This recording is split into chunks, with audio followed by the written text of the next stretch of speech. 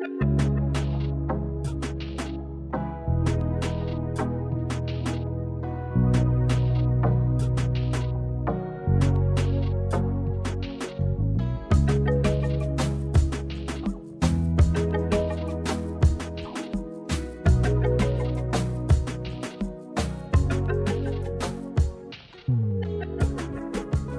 to some very famous people you've never really heard of. Bite-sized biographies of the famous, the infamous, and the quirky in less than an hour. My name is Philip D. Gibbons, and there is more information about me, this podcast, and a bibliography at someveryfamouspeople.com. There are also spectacular photographs of many of the individuals and items mentioned in this podcast. At the conclusion of Part 1 of this presentation, there will be additional suggestions concerning further information about today's subject, Howard Carter and the treasure of Tutankhamun's tomb. There will also be more information concerning my novel, Is That Your Final Answer?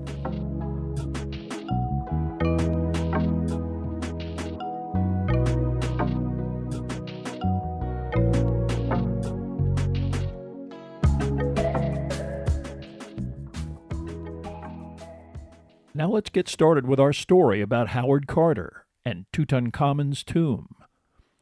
From the age of 17, Englishman Howard Carter worked in Egypt in the field of archaeology. In the late 19th century, with color photography as yet unavailable, Carter was initially hired as an artist in October of 1891 to paint and sketch the discoveries of the archaeological excavations of the period. Eventually trained as an Egyptologist, Carter quickly became prominent and by the age of 25 was named an Inspector General of the Egyptian Antiquities Service. But his prickly personality and stubborn disposition precipitated his resignation in 1905.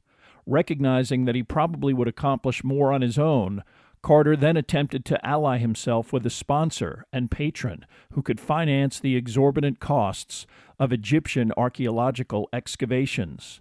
By 1907, he found just such an individual, George Herbert, the 5th Earl of Carnarvon. The Earl initially spent time in Egypt to escape the damp British climate, which exacerbated a lung condition. He became interested in archaeology, but quickly recognized that as an amateur, he needed to partner with an expert in the field. Initially, this relationship was fruitful, and Carter's excavations near Luxor produced many items of value and interest. It was on Carter's advice that in 1914, Lord Carnarvon obtained the official government concession to dig and excavate within the Valley of the Kings, a region near Thebes that served as the burial place of Egyptian pharaohs for over 500 years. This concession was abandoned by American Egyptologist Theodore Davis, who accepted the conventional wisdom that the Valley of the Kings was devoid of any remaining undiscovered tombs, and that further excavation was a waste of time and money. It was Howard Carter's theory that the tomb of an obscure Egyptian pharaoh named Tutankhamun was not only still undiscovered in the valley, it quite possibly was intact, its contents not pillaged by the grave robbers of ancient times. Although the tombs of many of Egypt's rulers were excavated in the Valley of the Kings, no grave site had ever been located that still retained the treasures that were routinely buried with Egyptian kings. Carter's bold theory convinced Carnarvon to obtain the concession, but World War I and the lack of any notable discoveries diminished the Lord's enthusiasm. By 1922, he notified Carter that that year was to be his last as the financier of the Valley of the Kings excavation. Perhaps driven by this deadline, in November, Howard Carter returned to Egypt after meeting with Carnarvon and quickly reviewed some previously dismissed locations that over time accumulated dwellings and debris that might conceal the access to an undiscovered tomb. On November 3rd, only a few days after Carter resumed his excavation, a water boy either tripped on or noticed what appeared to be a stone step in the rubble being removed by the excavation. Workmen began painstakingly removing rock and soil, clearly revealing a descending staircase.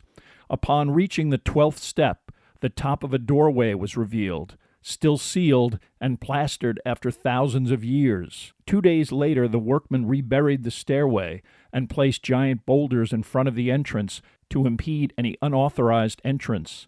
Carter notified Lord Carnarvon via telegram that he had discovered a tomb with intact seals, and that Carter would wait upon his patron's arrival from Britain.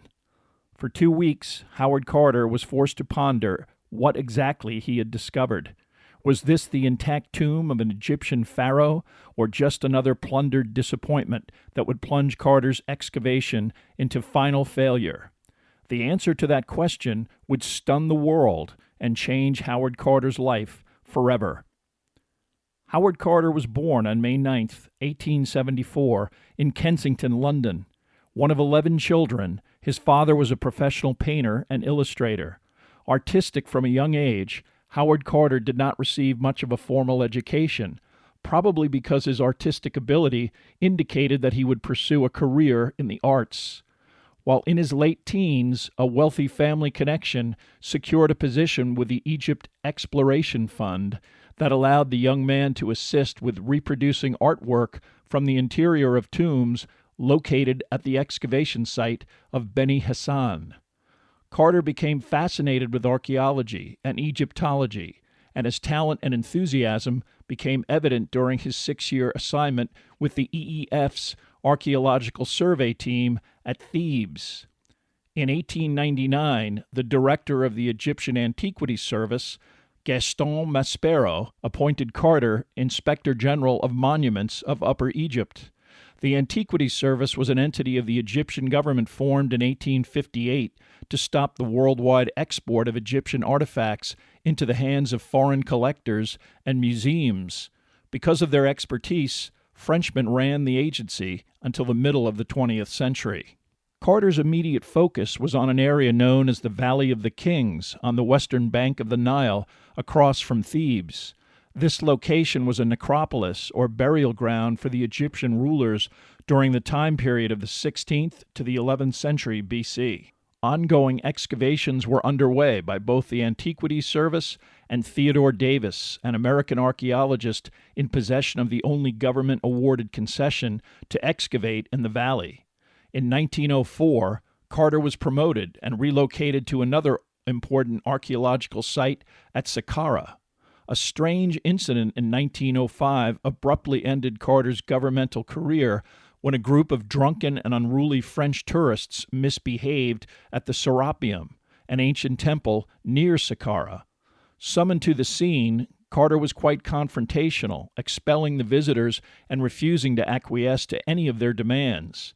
Well connected, these individuals protested formally, and when the British Consul General suggested Carter smooth the whole incident over by formally apologizing, he refused. When an apology was made a condition of his further employment, he responded by quitting. His boss, Maspero, was quite distraught over the situation, but he reluctantly accepted the resignation. Carter's stubborn and inflexible response during this incident did not surprise his colleagues. Despite having no alternative for employment, he obstinately refused to give in and stood on what he believed to be principle. In the immediate aftermath of this refusal, Carter was forced to live on dealer commissions on sales of artifacts to wealthy collectors, as well as the occasional purchase of his paintings of Egyptian-related settings. He toiled for 3 years, attempting to make ends meet until Gaston Maspero intervened. George Herbert, the 5th Earl of Carnarvon, was a wealthy British nobleman who loved fast cars, horse racing, and art collecting. In 1903, he was involved in a serious auto accident which permanently damaged his health and necessitated that he spend the winter in a more temperate climate than England. Deciding on Cairo as a suitable destination, the Earl quickly grew bored with the city and set out for Luxor, having secured a minor concession to excavate in a not particularly promising area of the region. He observed his excavations from a screen cage that kept out the dust and insects, accompanied by his wife, who was always formally and properly dressed. His first efforts produced only one significant find, a mummified cat buried in a miniature cat-shaped box. Carnarvon realized that he was a neophyte who needed professional guidance, and Maspero suggested that for the Earl's second season in the desert, he employ Howard Carter as his advisor. Initially, this relationship was mutually satisfying and productive. The team was able to excavate numerous tombs near Thebes, not of royalty, but of prominent citizens and objects of great archaeological interest. At the time, the Egyptian government generally expropriated 50% of any tomb, the other agreed-upon items reverting to the sponsor of the excavation, in this case Carnarvon, who began to amass a formidable collection of Egyptian antiquities. From 1907 to 1912, Carter and Carnarvon's efforts were productive enough to generate a book entitled 5 Years' Exploration at Thebes, a record of work done 1907 through 1911. This effort was received enthusiastically, and the two men's stature greatly increased. But the years leading up to World War I were lean, and the expense of Carnarvon's annual excavations began to diminish the Earl's appetite for additional exploration. Both Carnarvon and Carter aspired to uncovering the tombs of more prominent royal figures, and their current options greatly limited that sort of opportunity. This situation changed when the American archaeologist Theodore Davis relinquished the official concession to dig within the Valley of the Kings, an area near Thebes that contained the tombs of many Egyptian pharaohs, their ruins spectacular. But Davis, exhausted by a decade in the desert, believed that there was nothing left to uncover in this particular royal necropolis. And while the ancient architecture of many of these royal tombs had spectacular archaeological value, they were uniformly plundered of the numerous items, many of which were fashioned out of gold and decorated with jewels and semi-precious stones that were routinely originally buried within these structures. It was also the belief of Davis and other experts that no tomb containing its original contents would ever be unearthed. Howard Carter, however, thought otherwise. Although Tutankhamun was a very obscure pharaoh, his existence was confirmed when Theodore Davis discovered a small ceramic ceremonial cup bearing the teenage ruler's name. A subsequent small enclosure disgorged several other artifacts bearing Tutankhamun's name, and Davis assumed that this was probably the tomb of a minor and insignificant monarch.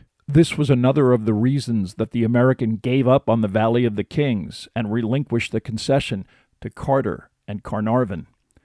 Work was sporadic during World War I, and while Carter was able to uncover many objects of interest, any tombs he uncovered were previously looted, any remaining contents damaged or broken. Carnarvon stayed in England during the war. Carter spent much of his time in a makeshift house near Thebes, built for him by Carnarvon, in the vicinity of their various excavation sites, accomplishing little and waiting for his patron's return. When the war ended, Carter prepared to resume his search in a specific area in the Valley of the Kings. Decades of digging had produced rubble strewn all over the valley. It was Carter's plan to remove this and other surface debris all the way down to bedrock. Only then could they determine whether or not Tutankhamun's tomb was there somewhere. This was the sole purpose of Carter's quest and Carnarvon's patronage. They still believed that they were correct and the rest of the experts were wrong. At least initially, despite having spent a fortune, Carnarvon remained persuaded that eventually their venture was destined for success. There was so much detritus impeding Carter's process that he needed to construct makeshift train tracks to remove all of the rock and soil that was in his way. Carts crammed with rocks and fragments were pushed manually by workers along the tracks and out of the way. In his first season of excavation following the war, Carter found little except for some ancient workmen's huts that indicated that the area beneath them might be a prime location for exploration. But Carter postponed an examination of this area, and the reasons why have always been a matter of speculation. Carter claimed that the spot was quite close to the excavated tomb of Ramses VI, a site that attracted many visitors, and he did not wish to obstruct their access. Another suggestion was that Carter wanted to keep the area in his back pocket in the event that his patron pulled the plug on Carter's funding. There was a seasonal aspect to archaeological digs in Egypt, the summer temperatures precluding any attempt at excavation. Every year for 5 years, Carter continued his search for Tutankhamun's tomb. He removed a huge amount of earth, fulfilling his aim to dig right down to the bedrock. But he not only did not find the tomb, he found nothing else, and Carnarvon especially became sensitive to the fact that this collaboration was now the laughingstock of the archaeological world. The early 20s were lean years throughout Europe, and Carnarvon finally decided that he could no longer afford his expensive desert hobby.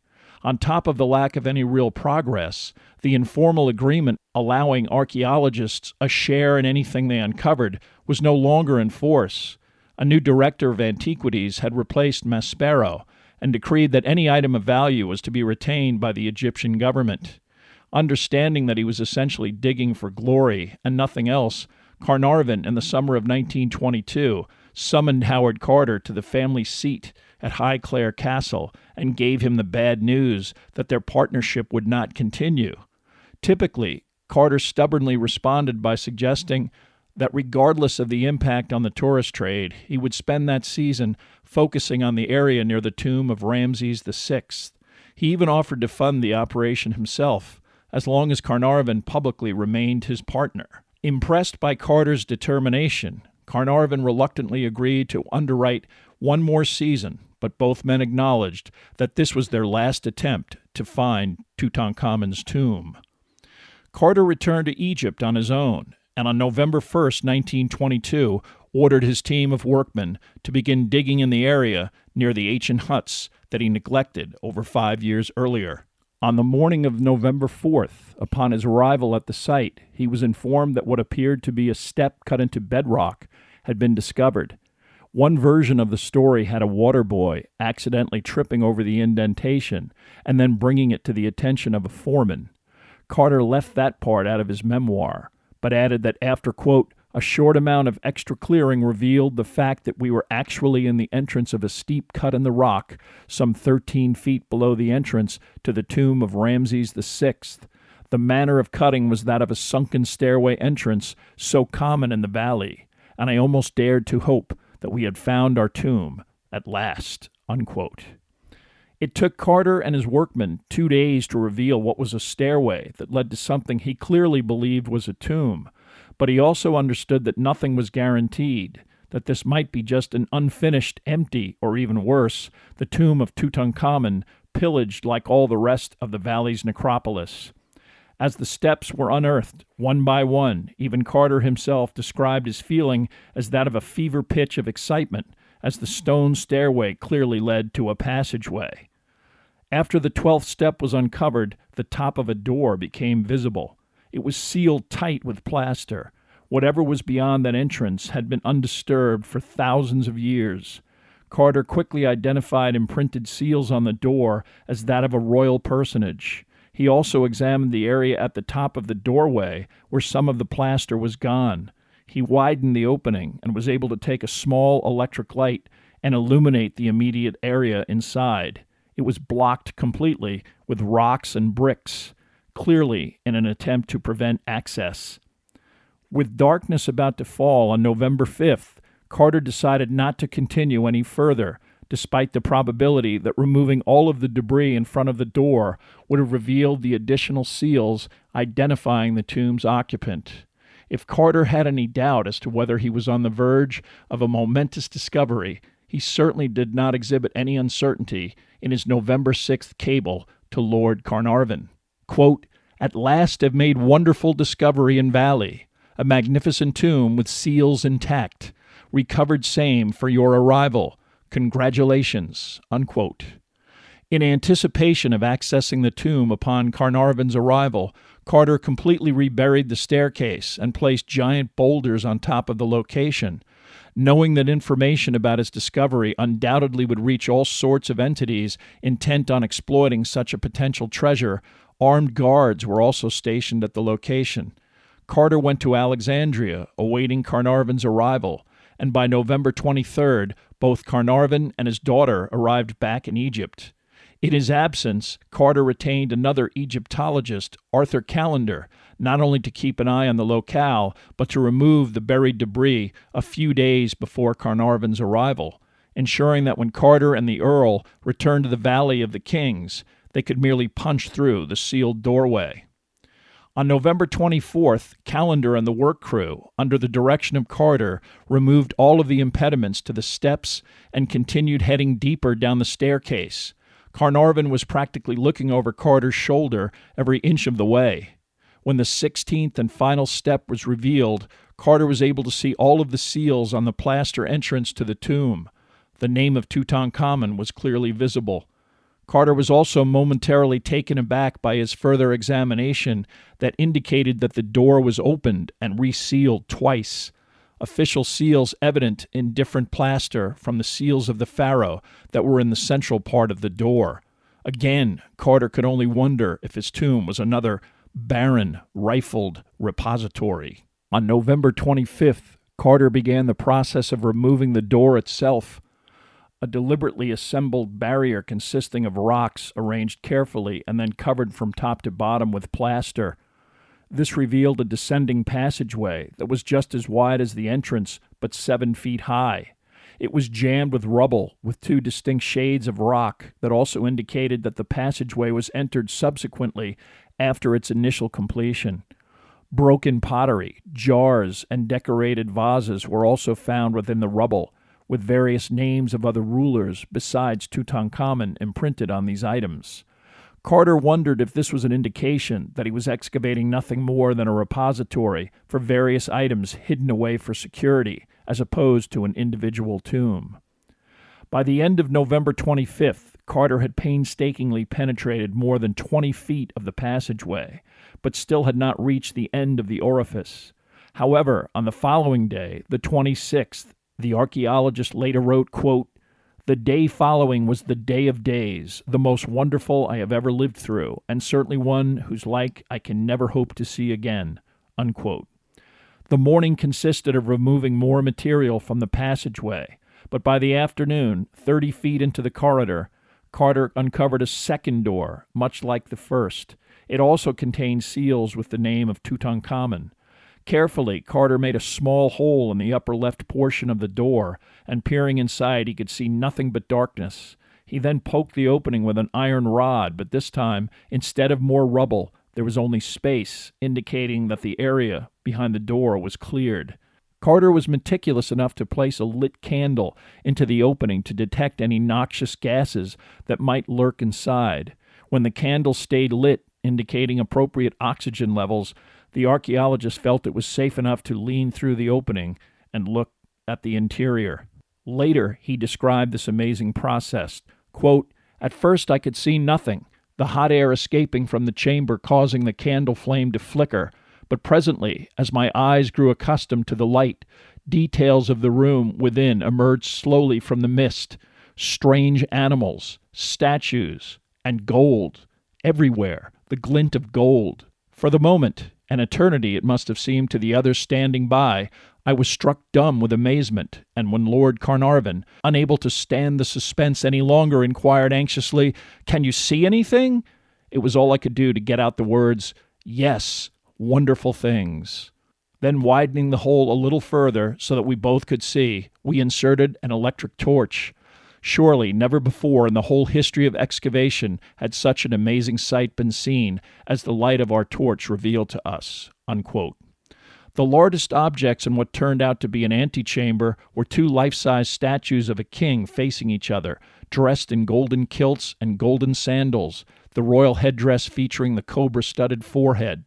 Between the 2 statues were 3 elaborately carved wooden couches in the shape of different animals, a gilded lion the most prominent and noticeable. But there were many smaller objects that eventually stood out. Alabaster vases, thrones, small decorated casket-like boxes, even chariots decorated with gold and complex inlaid design. After both men recovered their senses, Carter observed that not only was there no mummy, the statues were standing as sentinels before another clearly plastered-over doorway. Somewhere beyond the next opening, based on the contents in the antechamber, Carter was reasonably confident that they would find the mummified body of a pharaoh and the accompanying ceremonial splendor. By now, according to Carter's account, evening was descending, and it was time to lock a makeshift gate that was placed by the team in the first door to the passageway. At least that's what Carter maintained in his account of the discovery. Other subsequent more critical versions allege that actually at some point during that evening or shortly thereafter, Carter, Carnarvon, and the Lord's daughter secretly broke down the sealed wall of the antechamber to establish whether Tutankhamun and his sarcophagus were actually still there. This was the first of many allegations of deceit or deliberate disinformation on Carter's part that eventually earned him great resentment in Egypt and controversy that still rages today.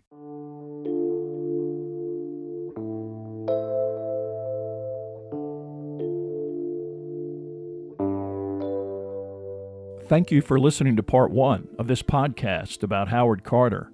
Much of the information for this podcast came from the books The Discovery of the Tomb of Tutankhamun by Howard Carter and A.C. Mace, The Shadow King by Joe Marchant, and The Complete Tutankhamun by Nicholas Reeves. There are also additional photographs, bibliographical, and musical information at someveryfamouspeople.com. If you have enjoyed this presentation, please like us at our Facebook page, Some Very Famous People, and follow us on Twitter at Philip D. Gibbons. Also rate us on iTunes, and if you have the time, leave a brief review. A link is provided at the website. And by the way, if you're looking for some hilarious and entertaining summer reading, pick up a copy of my recently released new novel, Is That Your Final Answer? You can do that at Amazon.com.